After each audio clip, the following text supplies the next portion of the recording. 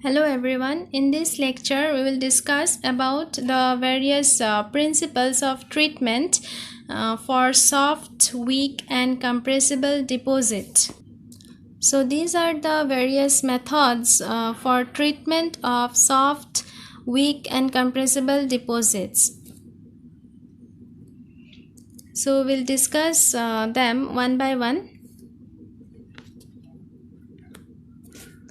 First is vibratory surface and deep vibro compaction. So this process is used to densify the loose cohesionless soil using vibratory rollers, and this method can be applied for loose sandy deposit having less than 15% fines for depth up to 10 meter. Next, removal and replacement. So the areas having soft soil of limited depth and thickness can be treated by this method. The unsuitable materials is replaced with well compacted suitable fields, and excavation and replacement can be carried out up to 5 to 6 meter depth. Next, we move to preloading. So preloading is the process where soft soil is consolidated by the application of some external loads. So preloading of soft soil is based on consolidation concept.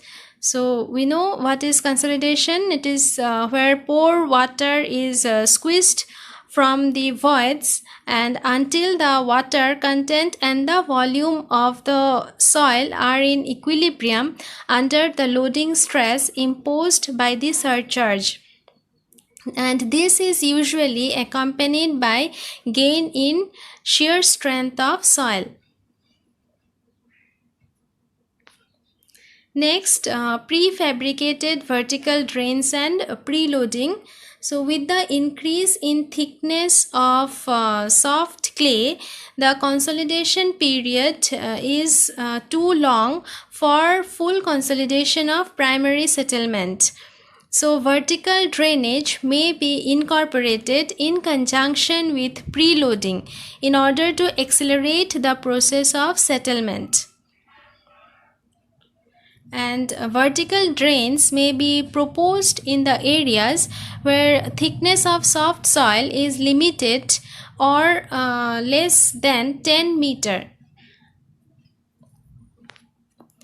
Next, we move to dynamic replacement.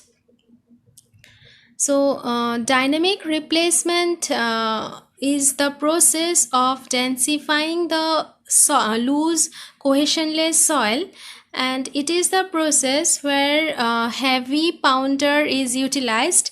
This heavy pounder is lifted by crane to a designed height and then it is dropped into the soil, and this process is done in a grid pattern such that the site is adequately covered.